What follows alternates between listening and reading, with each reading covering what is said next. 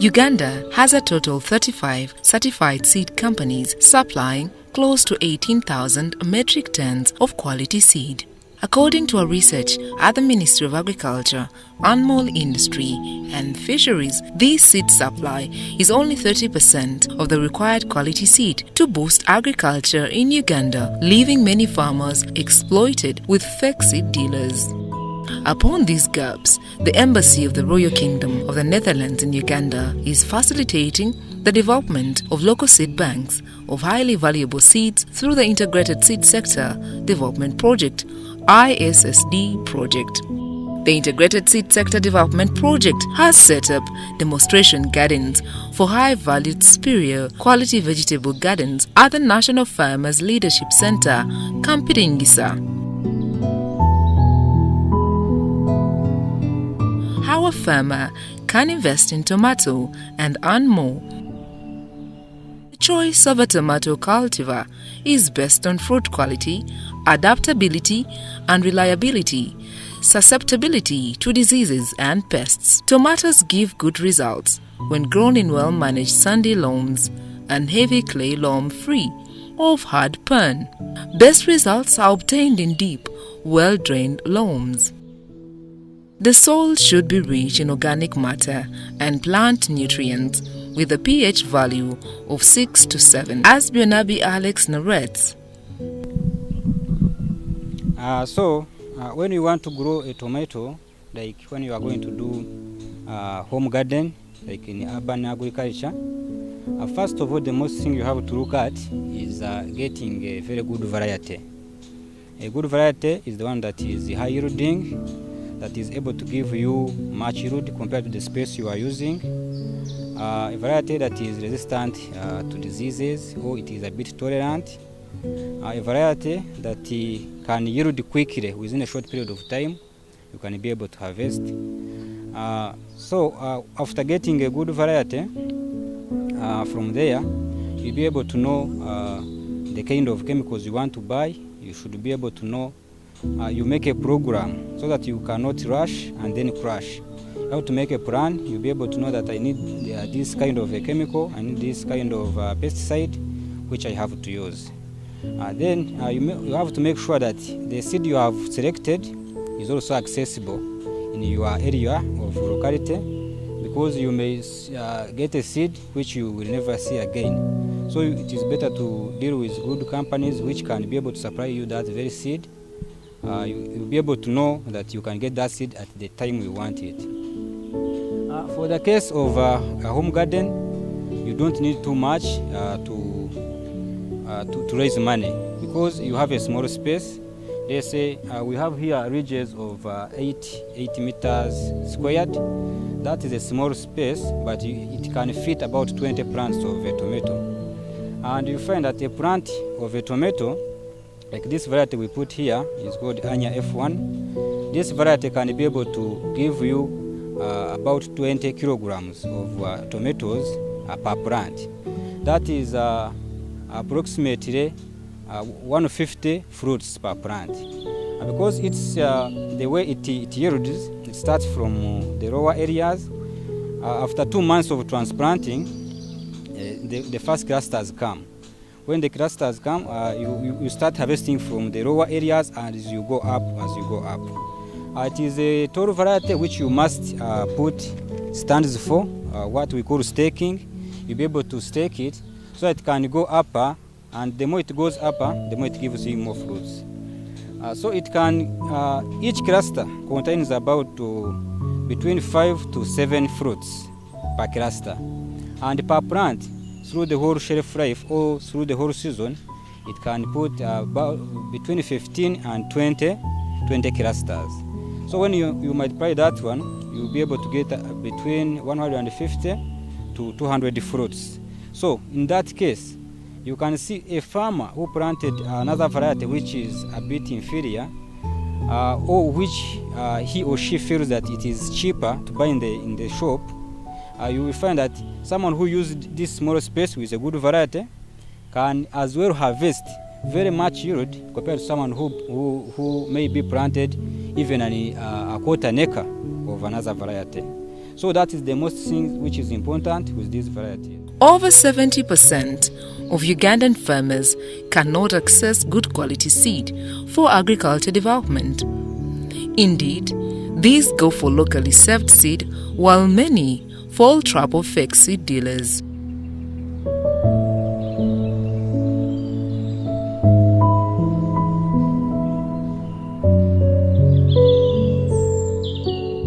The best seed must be able to resist diseases. And when you are working for business, you are growing crops as a business, not like joking, you want to put business into it, you must get a variety which is resistant, so that from the start you'll be able to minimize the costs of production. Because even if you don't have like direct market, by the end of it all, you'll find yourself selling with people who planted anyhow or who planted other varieties. But for you, because you have a variety which is resistant, you will find resistant to diseases and pests, you find that you are able to put less chemicals compared to someone who is doing what? Who is doing another variety. For example, you may have a variety which is susceptible to maybe to mist. When the mist period comes, the variety gets sick and you find the whole garden is wiped off. But when you are using this variety, you will be able to spray at least once in a week, and the other farmer will spray thrice in a week. So by that difference of spraying, the cost will be increasing. The same applies to the pesticides, to the fertilizers and others. So there, after having done your production with the best variety, first of all you will lower your cost of production and will be able to go in the market with your low cost of production and get higher profits. That's the best thing with it in terms of business. However, what affects the growth of this beautiful fruit tomato? The pests which we have, which usually destroy our tomatoes, we have the pest called shrimps, then we have aphids and the tuta absoluta. Those are the main pests which usually destroy our tomatoes and which can make an economic loss. Then the diseases, the most important diseases in tomato, we have the blights. The blights which we have the red blight and the red blight, and we have also wilt, where we have the bacterial wilt and the fusarium wilt. Those are two main diseases with their two components are able to destroy your garden if you have not taken a good precaution. About the cost, like let's say you are going to apply once in this small bed, you can use like 50 grams of, let's say, mancozeb when you are preventing. So 50 grams can take up to let's say 1,000 shillings. So when you include the labor, include the water and whatever, you find like per application. This is just like an example. Per application, let's say you are putting like 3,000 per application, just small ridge. That is 3,000. So it means times 3 in a week. That is 9,000. And the farmer who uses the good variety will use only 3,000. So that is the difference of 6,000. That one will be converted maybe to fertilizer or maybe converted to another challenge which you may be facing. And in the final yield, you will be in the market and will be able to beat someone who applied too much compared to you who now you have already settled your 6,000 aside. So that is the best difference that is there. Yeah, this one ridge. This is 1 meter here and it goes to up to 8 meters. That is why I'm saying it is 8 meters squared. The bacterial wilt is a challenging disease. It tends to be stubborn. When it has been in your soil, you don't get a chemical that can simply wipe it off. So what you have to do, you have to get a resistant variety. There are resistant varieties which are resistant to that very bacteria. Then the blights, you have to make sure that you control, you prevent before the blight enters. Especially the other blight, that one it can enter and you'll be able to use the chemicals and be able to control it. But that blight, you can, once it has gone into your garden, it means it is going to wipe off the garden. Even if you try to use chemicals and whatever, but the economic loss will be already there. The means of entering these diseases usually goes with the weather and the environment. there's what we call the disease cycle. The disease cycle includes the pest itself or the pathogen. It also includes the environment and the host itself. Now the host in this place is the plant we are having. The environment is where the plant is, and the pathogen is the cause of the disease. So once you have a resistant variety, it means now you have broken up the disease cycle and will not have that very disease. If there is mist, too much mist, it means it will come and cover up the leaves, and they always remain wet. And once they become wet and there is a lot of humidity, it means the pathogen will come and land on it and find a good environment to grow. It will just germinate and enter the plant. But if you have tried to do other agronomic practices, like you have reduced the number of leaves, that is pruning, you make sure you do proper spacing, it means the small sunshine that you will receive will be able to penetrate, dry the leaves up, and the pathogen will not be able to grow.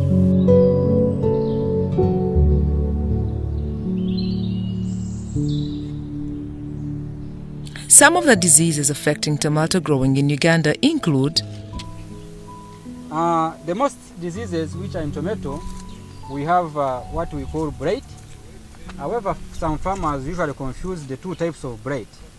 There are two types. One is called red blight, and another one is called early blight. Farmers, one thing they should know is to differentiate the two types of blight so that they can be able to provide the best remedy for the blight. I'm going to start with the early blight. The early blight, for it attacks mostly the lower leaves of the plant, and the most sign which you can get to know that it is early blight, you will find a spot which is black in the middle of the leaf, and will be surrounded by a concentric ring. It is a yellow ring which is surrounding the spot. So this is the prominent symptom of a typical early blight. Then early blight, for it is you can be able to manage it. Once it has gone into your garden, you can be able to manage it. You put some chemicals and management so that you can still get some harvest. Then we have red blight. For it, red blight is a bit different. For red blight, it enters drastically. Like you come in the evening, you inspect your garden, and come back tomorrow, you find that the whole garden has been infected by red blight. For it, it can attack the whole plant, and it can be able to destroy it within a very short time. The most significant sign and symptom of red blight, you find the tomato fruits being as if they have been cooked, what we can call maybe scorched, as if it has been passed over fire. You find the whole tomato is in that condition. It also has the capacity to attack on the internodes. You find that this region is all turning black and as if it has been boiled. So this is another significant symptom of red blight. Then we have pests in the garden. Most prominent is the shrimps. These shrimps can affect the tomatoes, mostly in the lower parts of the plant, and it can be able to suck sap from the plant, and you find the leaf is deformed. You are seeing these ones are called sticker cards. These are put here for monitoring the garden. We put this sticker card without anything, only having this gum. So after some time, you will come and find the pests have been able to get trapped there. This will help you to know the population of the pest you have in the garden. It is not like for killing the pest, but is be able to make you be able to know the pest population in the garden, so that you can be able to start applying the chemical. This disease, this one is called. This one is a sign of early blight, where you find that on the anchoring point, the plant, the tomato developed this kind of lesion, and finally the plant drops off. This is also red blight. So these are some of the symptoms farmers have to understand so that they can be able to manage their plants very well.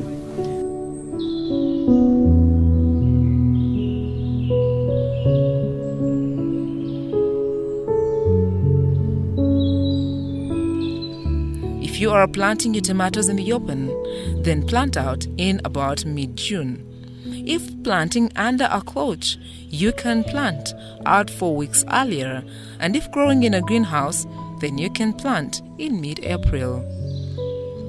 Now we had the management of these diseases. What I said at first, the better thing is preventing before the disease comes in. Once it comes in, it means we will have issues. Whatever kind of a disease, either red or red blight, once it has entered, it has to cause an economic damage. So the option is to make sure that you make sure you prevent the disease before they enter. How do we control? It is better to make sure that the environment for the diseases is not available. For example, you see these leaves. If we had left all these leaves to grow, we would find that the whole plant is bushy. And once it is bushy, it means it will keep the environment, which will be able to keep the pathogens that will cause the diseases. But when we do pruning, we make sure we cut off these extra branches, which may not be important. As the plant grows, the lower leaves become old, and it's the upper leaves which keep feeding the plant. So what we do, these lower leaves, we try to remove them so that we can prevent the diseases. Then another thing is to make sure the garden is well weeded. There is nothing like a weed. As you can see here, we did mulching. This mulching helps us to suppress all the weeds, and weeds could not grow in this garden. If there are too much weeds, it means that environment still will be able to come and destroy our crops. Once you have done proper good management, you make sure that you follow the chemical application regime. You make sure that you start with the preventive chemicals before applying the curative ones. You make sure you get a schedule. Let's say like 1 week, you make sure that I have to spray at every 1 week interval. They will be able to suppress the diseases, and they will not come in your garden. You will be able to be safe.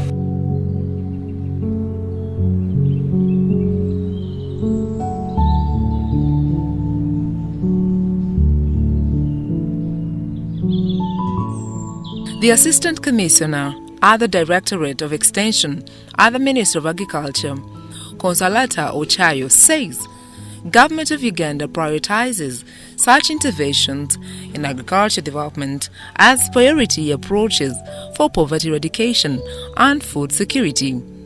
She encouraged farmers to take advantage of the increasing extension workers to adopt such important technologies to agriculture development. I have to appreciate very much the support we've had from ISSD and the Netherlands Embassy for bringing together the farmers here to train them on vegetable production. Today we are in one of the demonstration farms where we have seen tomato production just in a very small scale with a very good variety being demonstrated to us. We have seen in the background different varieties of vegetables being produced within small areas, but we can see that this variety is being exhibited here has really proven that if you can follow the good agricultural practices and guide it with good varieties within a small area, within our backyards, we can still mint a lot of money to improve on our family income.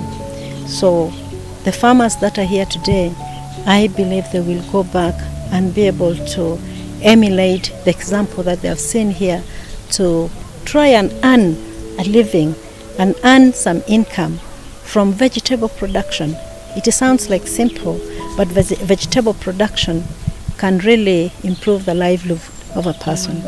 Vegetable production can help us to achieve many other objectives that probably we wouldn't have gotten if we have not done that.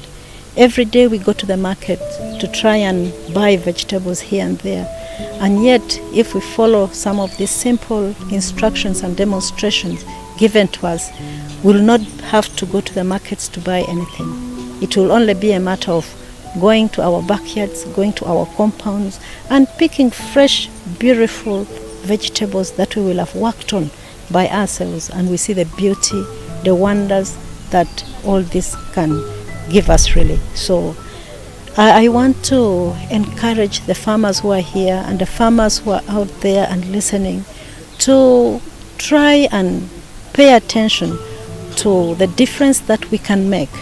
We have extension workers in our different districts and sub-counties. We have not made good use of them. Probably we try to ignore them, or we think they are not good enough. But if we focus a little bit and go to take advice from them, and going to the right seed companies like the Simlo and the others, we should be able to repeat what we are seeing here today, to produce beautiful, beautiful vegetable gardens in the backyards of our homes, and we should be able to eat fresh, good vegetables which do not have so many chemicals like we always talk of, those ones we see in the markets where we are not certain of. But this is the food you are certain of. You know what you are picking, you know what you have planted, you have seen it grow, you've seen the beauty, you can appreciate it with the family, and I think this is just wonderful.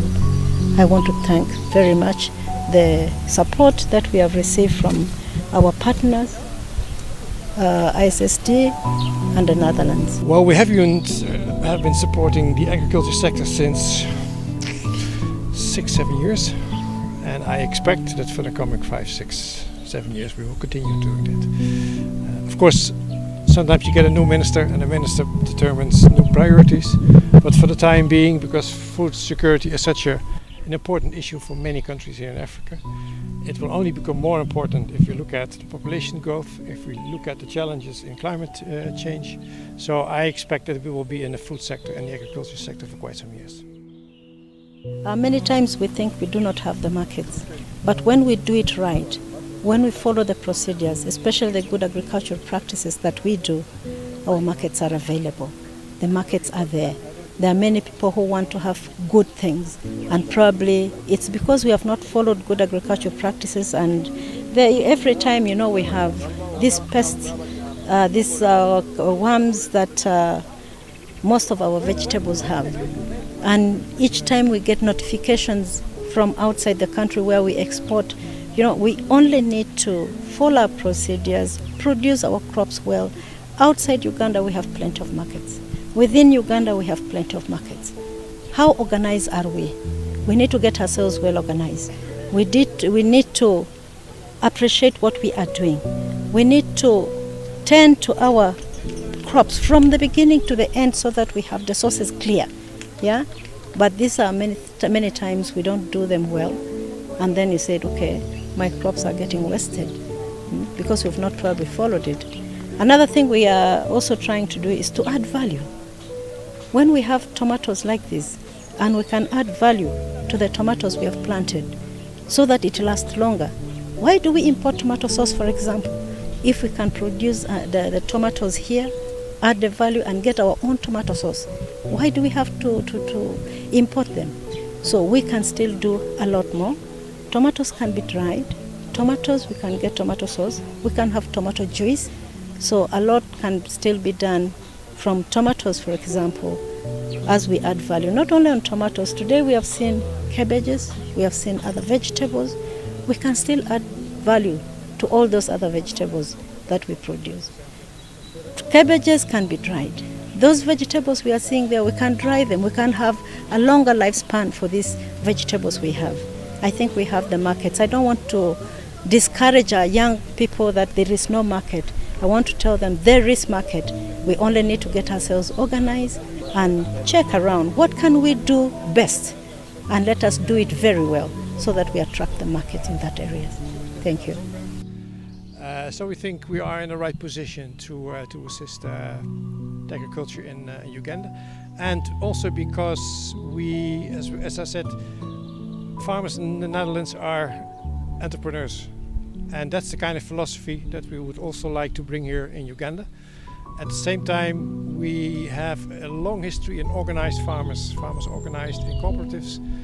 They are really production cooperatives or marketing cooperatives.